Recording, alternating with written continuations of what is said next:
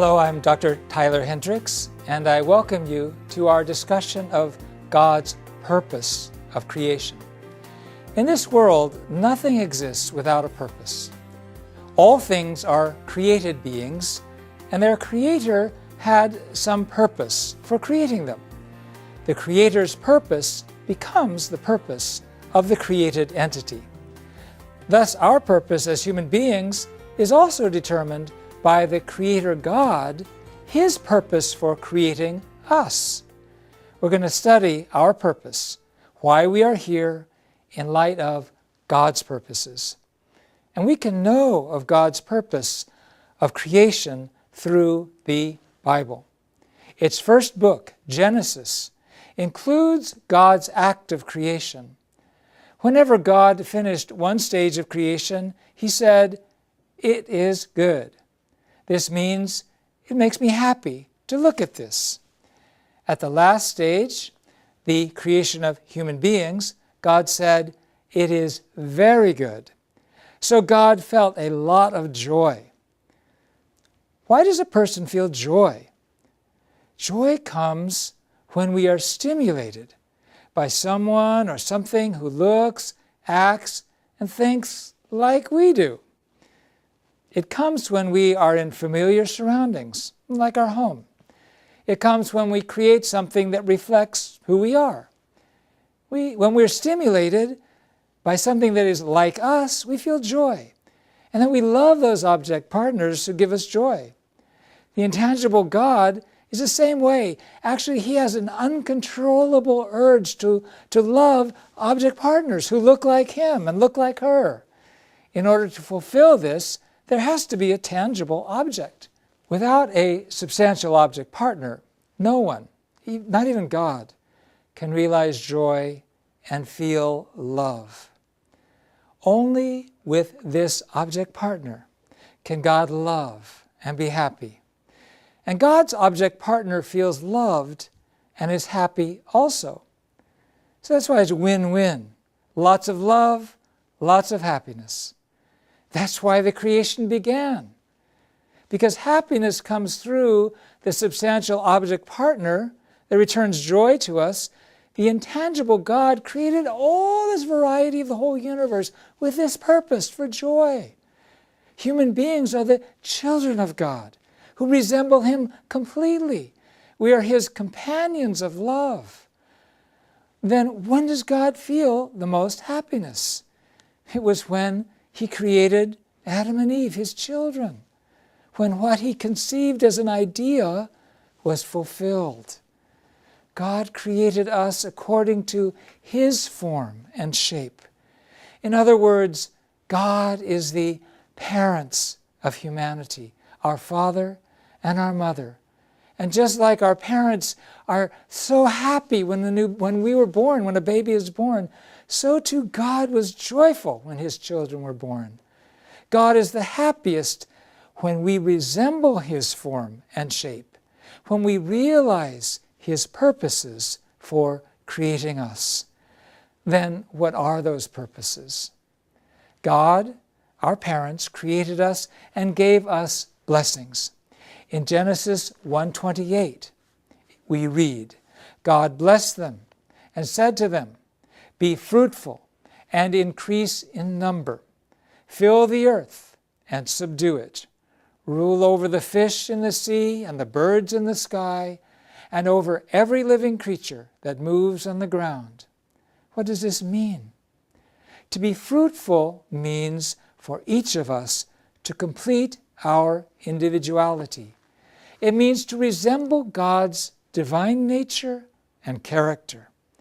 It means that centered on God's love, your mind and body must fulfill give and receive action with each other within you, based on your conscience and your heart. You have to have God's wholeness and fulfill His and her values, God's values. In the Bible, they call Jesus the incarnation of God's Word. He is recorded as the one who became one with God. And so Jesus said, "If you see me, you see the Father." Jesus gave tremendous joy and happiness to God. Now, to increase in number and fill the earth means for those who have fulfilled their individual maturity, like Jesus, to marry and have children and expand from a family into a tribe, nation, and world. This, in other words, means the completion of the family. In Genesis 1:27, it says that God created man in his image, male and female, he created them.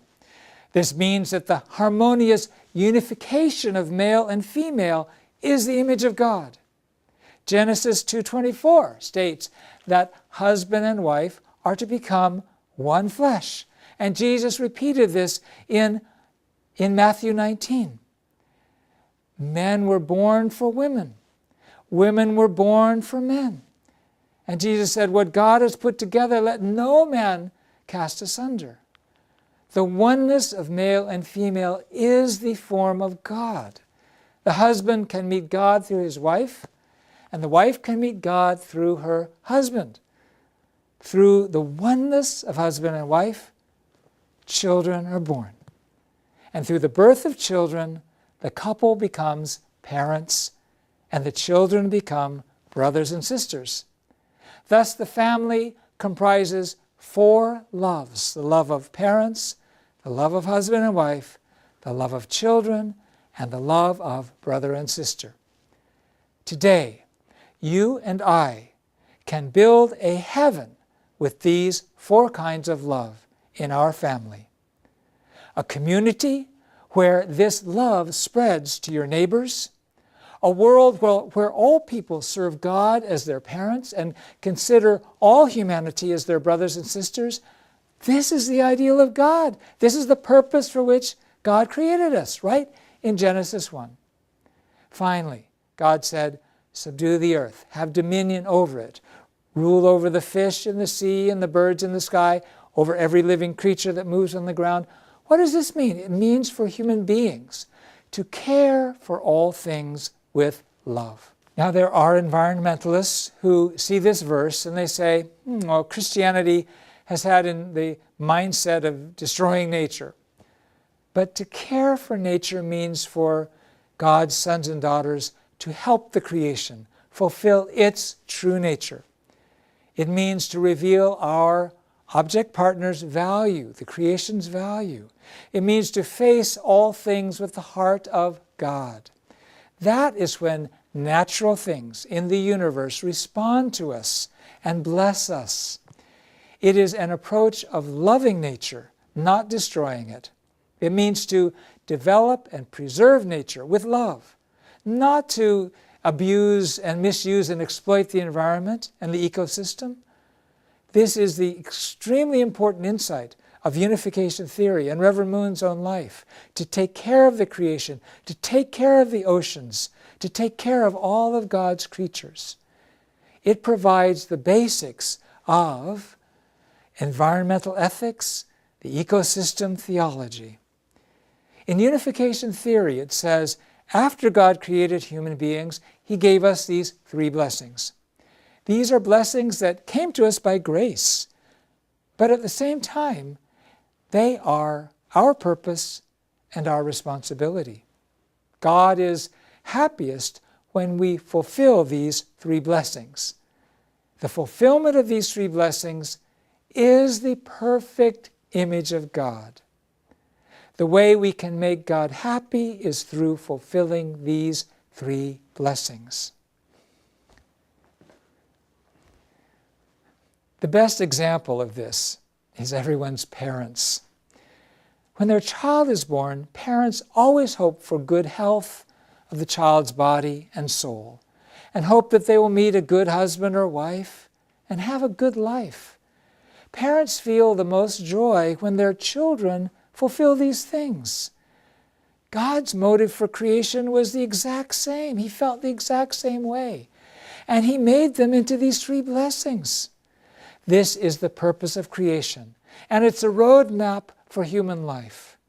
A world where this purpose is fulfilled is heaven on earth.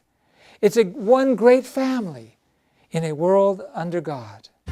The unification theory's ideal is to actualize heaven on earth right here, right now. Here and now. Let us fulfill the three great blessings, live happy lives, and bless the world. But how can we have good reciprocal relationships? Sounds great, but how can we decide what has value and what doesn't? What is good? What's not good? These can be tough problems, and in our next session, we're going to address these questions. Thank you so much for your attention. God bless you.